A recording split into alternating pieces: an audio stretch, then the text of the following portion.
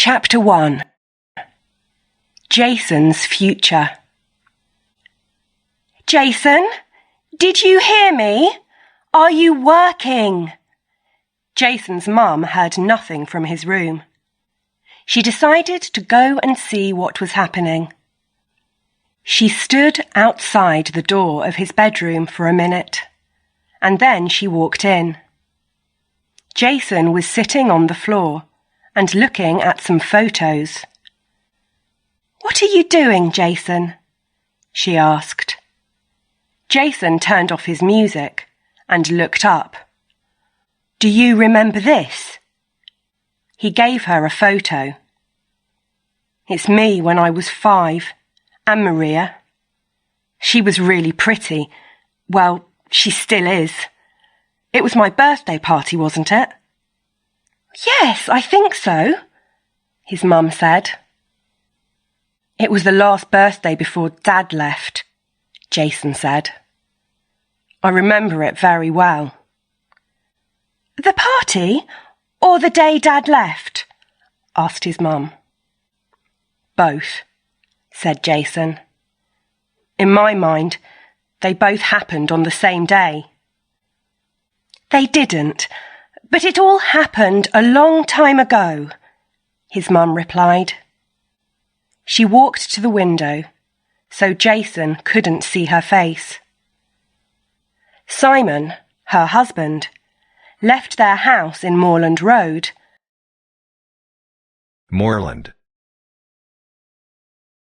Early one morning, 12 years ago. He wrote her a letter and put it on the kitchen table.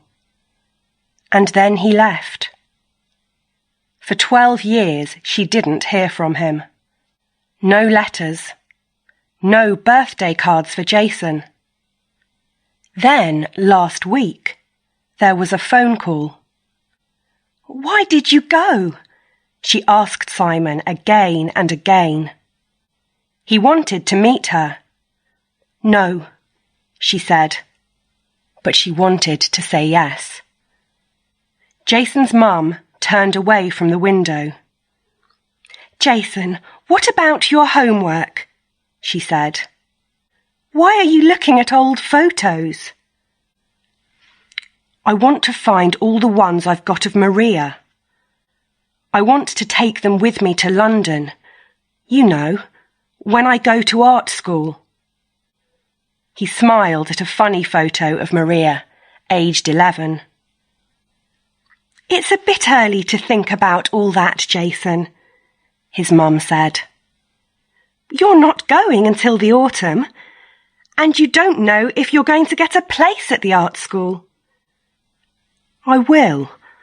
I'm sure I will. When I went to visit them 2 weeks ago, they said, 'We think your work's very good. We really like your ideas.'" "I know, but... Anyway, where are you going with Maria tonight?" asked his mum. "Broad Street Bar. There's a great reggae band on." Reggae.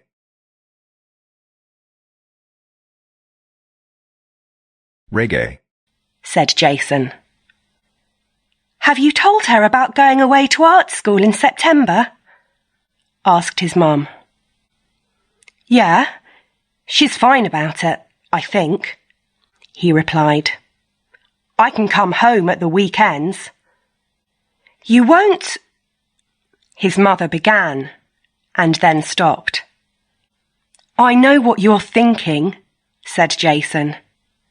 "But we're different. We'll always be together." His mother left the room and went downstairs.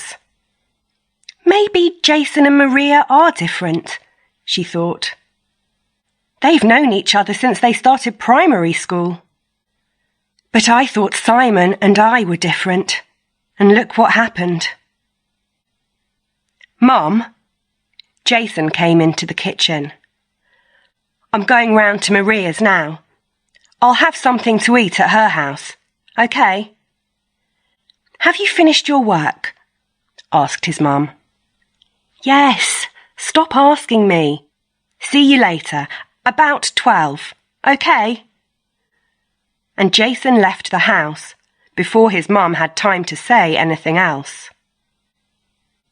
5 minutes later, the phone rang.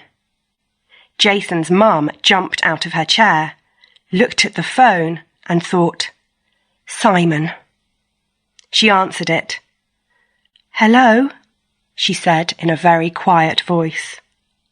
Oh, hi, Mrs. Campbell. Campbell. Is Jason there? Maria! Jason's mum almost shouted her name. No, sorry, he's left. He's on his way to your house. Oh no, said Maria. Is there a problem? Jason's mum asked. No, yes. I can't go out with him tonight, but it's okay. I'll tell him when he arrives here, answered Maria. Bye. Jason's mum sat down. She drank a little red wine. She thought about the phone call from Maria. She thought that Maria's voice was a bit strange. She hoped nothing was wrong.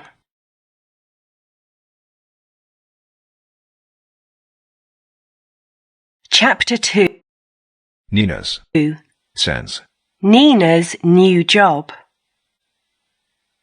Nina Sen's work at the bank was over for the week. She was at home at 48 Moorland Road with her 6-year-old son Max.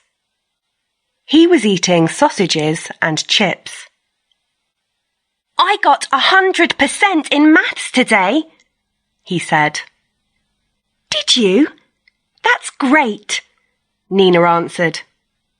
You're good with numbers, just like me. Is Dad at work? Asked Max. Yes, but he'll be home soon. He's got the evening off, Nina replied.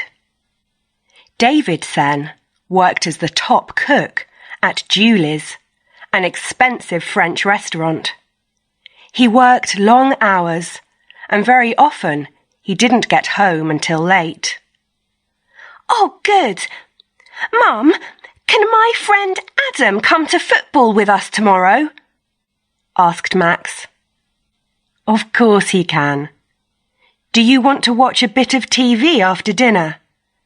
Nina wanted some time to think before David came home. But she didn't get much time, because 10 minutes later, she heard David come in. Hi, Nina. David kissed her. Where's Max? Watching TV, said Nina. How was the restaurant today? Good. You know Dan? Asked David. The new assistant in the kitchen. Well, one of my cooks was ill today, so Dan did some cooking. And he was great. He has a French grandmother, and he can remember some of the food she made. So he's got lots of ideas for the new menu. Daddy! Daddy! Max shouted, running into the room. Hello, Tiger, said David. Let's go and read a story, and then you can tell me all about your day. Father and son left the kitchen. Nina could hear Max's excited voice. He was really happy to see his father. I'm lucky, thought Nina. Why do I want to change things? She cooked dinner for herself and David. Are you ready to eat? Asked Nina when David came back to the kitchen. There's something I want to talk to you about. I'm not sure I like the sound of that. Is it something important? He asked. The director from head office came to the bank today. He told me I was the manager of the month, Nina said. Well done! Does that mean you'll get more money? David laughed. In a way, yes. He asked me to be the manager in Newcastle. That's a really big bank, about 5 times the size of the one here. Nina stopped and looked at David's face. So yes, more money. Ah, was David's only answer. Then a few seconds later, and what did you say? I said I was interested, Nina answered. I also said I wanted to talk to you. What do you think? First thought, said David, who stood up to get a glass of water. Well done you. You work hard, and I'm pleased for you. Second thought, what about my job? Third thought, Newcastle is so far away from here. I thought all that too, said Nina. She went across the kitchen and stood with her arms around David. And what about Max? He loves his school and his friends. And there's my mum and dad to think about, continued David. I know they live in Exeter, but it's only 100 kilometres from Bath, and we see them quite often. They could come with us. I'm sure they'll be happy in Newcastle. Your mum was born near there, wasn't she? Nina was trying to think of some more good reasons. She really wanted this new job. Yes, but they have all their friends around them now, and they love living in Exeter, David answered. It's a big thing to move at their age. Forget them for a minute. What about you? Asked Nina. Well, you know I love working at Julie's, David replied. We've got a good name since that newspaper wrote about us. It's an exciting time, and I don't really want to leave. Of course, I'm sorry the restaurant isn't mine, but we haven't got the money to buy it, so... I really want to say yes, David, Nina said. I think this is just the beginning. Maybe I could become manager for a big area in a few years, and after that, well, who knows? Then we could buy 2 restaurants and... Slow down, said David with a smile. We haven't decided yet. When does the job start? In 3 months, replied Nina. David, we're still young. It could be exciting to start again in a new city. True, replied David slowly. When do you have to give the bank an answer? Well, they want me to decide by the beginning of next week, Nina said. Say yes then, said David quickly. What? Nina looked at David. She couldn't believe it. Well, we can't buy Julie's. That's what I'd really like, David answered. But I can get another job in a good restaurant in Newcastle. And your work is important. I know you love it. Oh, David, you're wonderful. I'm so pleased I married you. Nina laughed. I'm going to write to head office and tell them before you change your mind. David pulled Nina close and kissed her. I hope we've done the right thing, he said. Anyway, now I'm going to have a long, hot bath and think about it. And then I must phone Mum and Dad. I haven't spoken to them all week. Don't tell them yet about Newcastle, said Nina.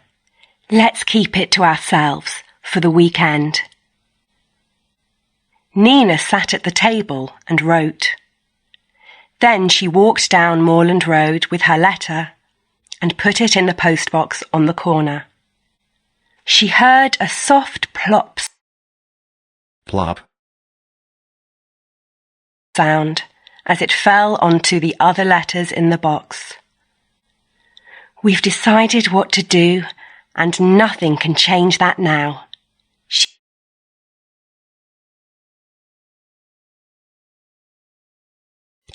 Chapter 3.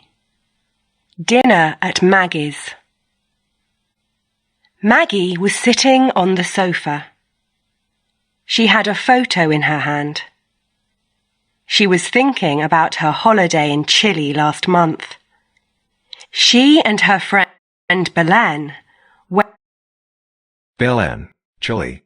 went to Chile for 3 weeks, walking in the Andes Mountains.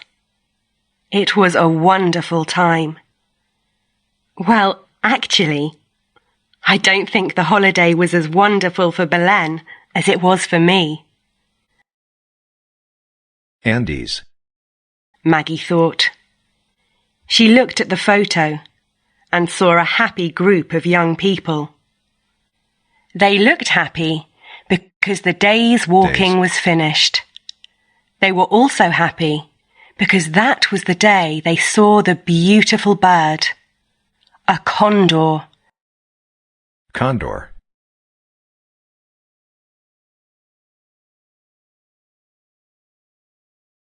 Condor.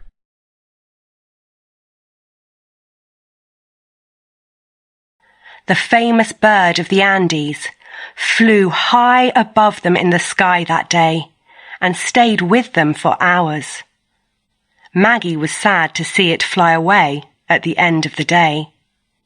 "It was a very important bird for the Inca people, you know," said Javier, their group leader. "On lots of old Inca buildings, you can see an unusual cross. It's unusual because it has 3 levels, like this." And Javier drew the cross on the ground. He continued, "For the Incas, each level was a different world. The lower world, this world, and the higher world. And there was an animal for each world. The higher world had the condor. So you see, these birds were very special, very important for the Inca people." The group were interested in Javier's stories. Belen was more interested in Javier. From day one, Maggie knew that Belen liked Javier. Well, he was great looking and friendly with everyone. Belen talked to Maggie a lot about Javier, what he said to her, how she felt. This is exactly what she was like when we were at school together, thought Maggie. I hope I don't have to listen to this all holiday. At the end of the first week, Maggie went for a walk after dinner without the others. She didn't go far. She just wanted to be quiet and on her own with the stars in the dark sky. She stood looking up, and then she knew that someone was behind her. She turned round and saw Javier. "Are you okay, Maggie?" he asked. "Fine," she replied. "It's beautiful here, isn't it? I love the mountains. It's so different from where I come from." "I was born near here, so I love it too," Javier said. They sat and talked for a long time. She learnt about his life and about the life of ordinary people in Chile.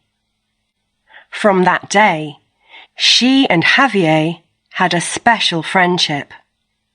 They often talked together after dinner, and something more than a friendship began. And of course, Belen saw it. "It's okay, Maggie, really," said Belen. "I don't mind." But Maggie felt she did mind, and sometimes she saw Belen looking at her rather coldly. But at the end of the holiday, things were okay between the two friends. And Belen actually said she wanted to go on holiday with Maggie again. Maggie got up slowly from the sofa. She enjoyed dreaming about her time in Chile, but she had to make dinner. Belen was coming tonight. She walked into the kitchen and started cooking the meat for the lasagna. Lasagna.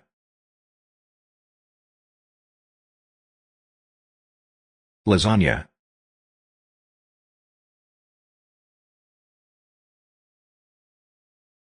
Oh, I forgot to buy the tomatoes, she thought. She took her money and left the house. She walked quickly to the shop at the end of her street. In her house, the phone rang, and, of course, nobody answered it. Then the answer phone started. Answer phone.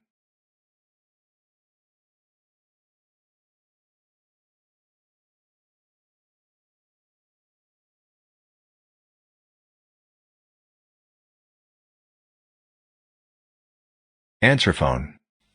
Hi, this is Maggie. Sorry, I'm not here to take your call, but please leave your name and number and I'll call you back later. Thanks. There was a small noise at the other end of the phone. Someone was getting ready to speak. But the person didn't leave a message or their name and number.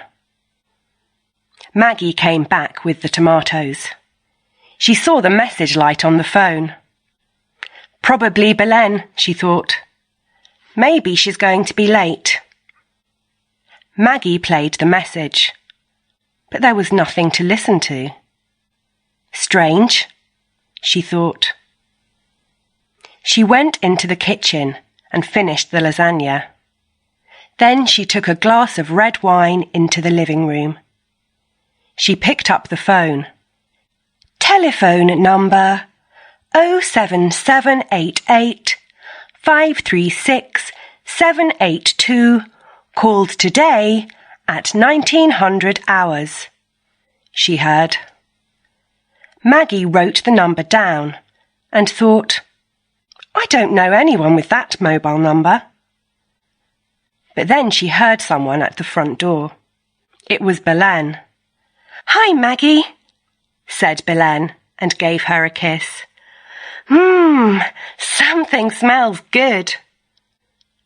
They walked into the living room, and Maggie gave Belen a glass of wine. It's good to see you, said Maggie. You look great. I love your hair. Thanks. And how's the lovely Javier? Asked Belen. Have you heard from him? Yeah, I have, said Maggie. I got an email last week. He was in an internet cafe in Santiago. Great! I thought it was just a holiday romance. But I'm really pleased for you. No, really I am, said Belen quickly when she saw Maggie looking carefully at her. He says he's coming to England very soon. Maybe next week, said Maggie. Really? So soon? It must be love, said Belen with a smile. Well, I don't know about that, Maggie laughed. He doesn't say anything about love, just that he's coming and that he's written me a letter to tell me everything. Everything about what? Belen asked. I don't know. It's a bit of a strange email. Look, you can read it.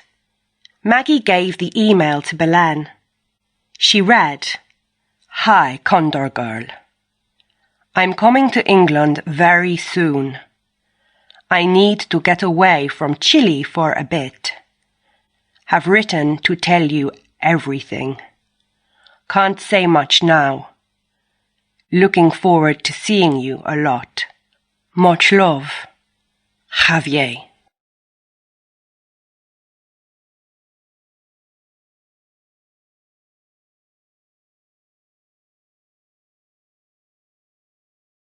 Chapter 4. Sam has money problems. Sam arrived at his house, number 56. The lights were on in every room, and he could see his 16-year-old daughter, Emma, sitting at her computer in her bedroom. Sam went inside the house and put his bag down. Wonderful, he thought. No more work until Monday. Sam worked for the town's newspaper, the Bath Chronicle. Chronicle. Chronicle. He was a reporter, but not a very important one. He quite liked his job, but he didn't get a lot of money for it. When he started work at the newspaper 20 years ago, he had big ideas. He wanted to work there for a few years and then move to London to work for one of the big newspapers. But time moved on, and he didn't. Sam still wrote about the ordinary lives of people in Bath, and sometimes a big story. Then all the people on the paper had to work together, and it felt good again for a short time. Hannah, where are you? Called Sam. Upstairs with Alicia. Alicia. A voice replied. Sam went upstairs and found his wife, Hannah, in the bathroom. 2-year-old Alicia was playing in the bath with about 10 yellow plastic ducks. Hello, my favourite 2 girls, said Sam and kissed them both. I heard that, Dad, called Emma from her bedroom. What about me? I thought I was your favourite. That was yesterday, when you made me a cup of tea, said Sam, and walked into his older daughter's room. Emma was looking at something on the internet. I'm trying to find something about Chile for my geography teacher, said Emma, and turned to give her father a kiss. Go and ask Maggie. She's just come back from Chile, replied her father. No, it's okay. I'll find it on the internet. It's quicker. Anyway, she Mapuche. Indians. probably doesn't know much about the Mapuche Indians. Dad, you know I really like geography, don't you? Asked Emma. Yes, replied her father. Well, our teacher wants to take us to Norway after school finishes in the summer. She told us about it today. It sounds wonderful. Can I go? Emma looked at her father. He could see how excited she was. It'll be expensive, won't it? Asked Sam. I'm not sure, replied Emma, but she knew it wasn't cheap. There's the money I got for my birthday. We can use that. Yes, but that's not enough for a holiday to Norway. I'll talk to your mum about it, said Sam, and he left the room, again thinking about money. Sam went into his other daughter's bedroom. Hannah was sitting on the bed. Alicia was nearly asleep, so Sam kissed her goodnight. How much does Emma need for Norway? He asked Hannah as they walked downstairs. A lot. About £700, I think. And she has to tell her teacher on Monday if she's going, replied Hannah. She really wants to, Sam. I know. I'll try to find the money from somewhere. Sam walked into the back garden for a cigarette. Hannah sat down at the kitchen table to read the newspaper. Hannah looked up when Sam came back in and said, I could get a job, Sam, but I really want to stay at home with Alicia for a bit longer. I know, and that's fine, said Sam. I'll ask Jeremy. Jeremy to lend us some money. I don't like doing it, but I've done it before. His older brother Jeremy had a good job. He worked in the world of computers, where nobody thought about not having enough money. Jeremy was strong. Some people thought he was hard, not strong. Every job he got was better than the last one. He wasn't happy if life was too quiet and easy. He was a doer, not a thinker. Doer. Doer. His wife was the same. They both worked and played really hard.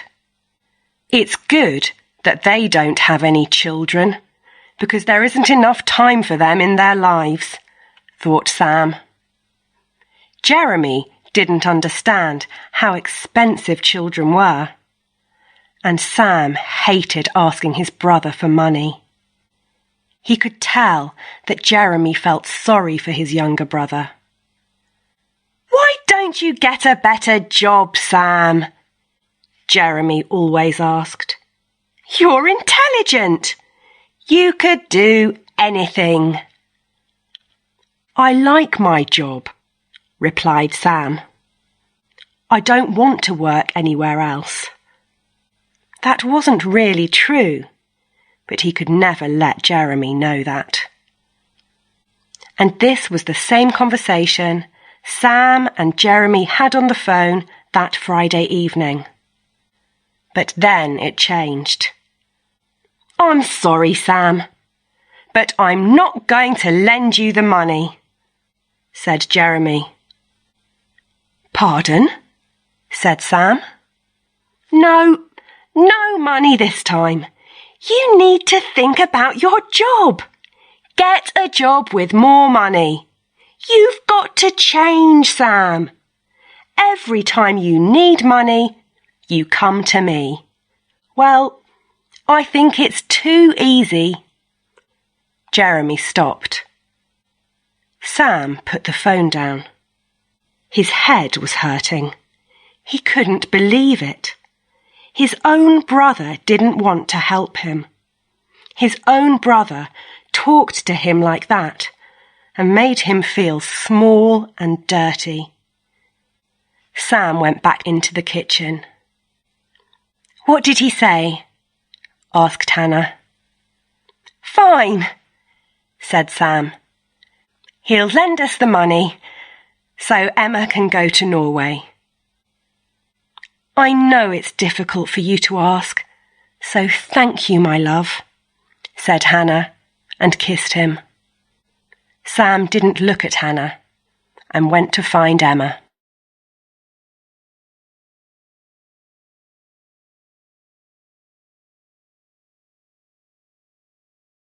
Chapter 5. Jason and Maria. Maria opened the front door of her house and let Jason in. Hi, said Jason and kissed Maria. She took his head in her hands and looked at him for a few seconds. What are you looking at? Have I got something on my face? Asked Jason, and he kissed her again. No, I just wanted to look at you. You've got a lovely face, replied Maria, and walked into the living room. Are you okay? Asked Jason, following her. I haven't seen much of you this week. I'm fine, replied Maria. Then she turned and looked at Jason. She saw someone who was her best friend. She saw a person she loved, but she knew that she was going to change everything. Jason, sit down. I need to talk to you, said Maria. She took his hand. There isn't an easy way to say this, but I've met someone else. What do you mean, met someone else? For a moment, Jason didn't understand. Then his face went white. When I was on holiday with my family in France at New Year, I met a man and... This was the difficult bit to say. And I think I love him. You said you love me, said Jason in a loud voice. I did. I do. I do love you, but maybe like a brother. Francois. I feel a different love for Francois. Maria looked at Jason. Oh, Jason, I'm sorry. I didn't want this to happen. You don't love him, said Jason. It was just a holiday romance. How can you fall in love with someone else? Have you heard from him since the holiday? Have you seen him? Does he say that he loves you? Yes, he loves me too, Maria answered. We've emailed each other every day, and he came to London last week for a few days. I saw him then, when I stayed at my sister's. You told me your sister wanted to spend some time with you, said Jason. So that wasn't true, was it? Jason looked at Maria. He couldn't believe what was happening. When we finish school in the summer, I'm going to Paris to study. Francois is studying there at the moment, Maria said, not looking at Jason. You've thought of everything, haven't you? When did you decide all this? Jason asked. Maria didn't reply. Jason got up, put on his coat, and said, I'm going. I can't stay here. It hurts just to look at you. Will you be all right? Asked Maria. I don't know. And anyway, it's not your problem now, is it? Replied Jason angrily. Jason, please don't, said Maria. Don't go. We need to talk some more. But Jason was already running out of the front door. He ran and ran until he couldn't run any more. He wasn't angry anymore, but just so sad. He started to walk slowly home. He hoped his mother was out. He didn't want to talk to anyone. When he got to his house, he saw the lights were on. He tried to open the door quietly, but he couldn't. Is that you, Jason? Called his mother from the living room. Yes, he replied. She came to the door of the living room. Why are you back so early? I'll tell you tomorrow, replied Jason.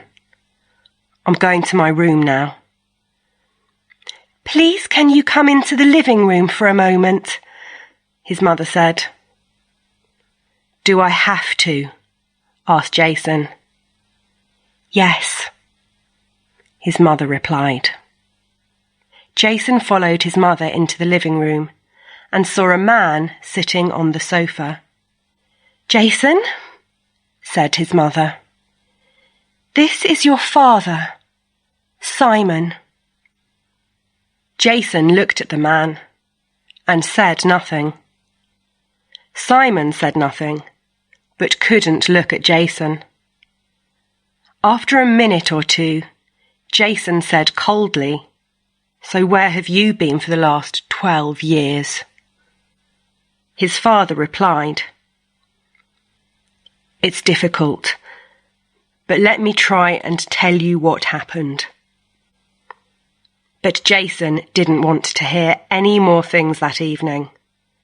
For the second time that day, he ran out of a house. He went to the river and sat looking at the water. He felt lost. Everything was different. Maria loved someone else. A strange man, someone he called Dad 12 years ago, was sitting in his house. Jason felt he was going mad. The weather was cold and it was raining, but he just sat looking at the river. For a moment he thought about jumping into the water and letting it take him away. Who will be sorry? Nobody, he thought. But deep inside, he didn't really believe that. He put his hand into his pocket and found some cigarettes. He lit one. Lit.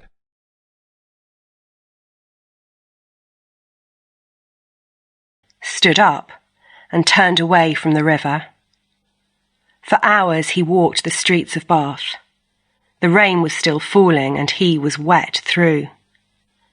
At about 3 o'clock in the morning, he was outside the city's mail depot.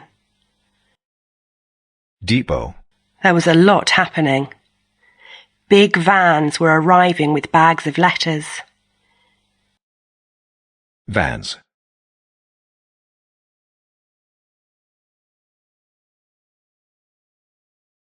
Jason was happy to stand outside the gate and watch the bags going into the building. He stopped thinking about his problems for a bit, and time passed. One of the men shouted to him, "Hey, mate, you all right? Want a job or something?" Jason didn't answer. A voice called out from inside the building. "Harry, tea's ready. Leave those bags and come and get it." The big gate opened to let the next van in, and Jason just followed. The man at the gate didn't see him behind the van. He was too busy reading his newspaper. The driver got out of the van and went inside. Then there was nobody but Jason. He wanted to get out of the rain, so he got into the van and sat down between the bags of letters. It was dry and comfortable. He smoked his last cigarette and then closed his eyes. He woke up a short time later when he heard the sound of people laughing in the building. For a moment he didn't know where he was. Then he remembered. He knew he must go home and talk to his mother. And then there was his father. Jason was angry with him, but he did want to know why he was back. "And I don't want anyone to find me in this van," he thought. He jumped out and waited in the dark for the gate to open again. When it did, he ran out. A voice called out behind him, "Hey, you! Stop!" But he didn't. He ran on. His head was hurting, and his clothes felt wet and uncomfortable. Ran on. There was only one thing in his life that made him feel good: going away to art school in the autumn. It was really important that he heard from the London Art School soon.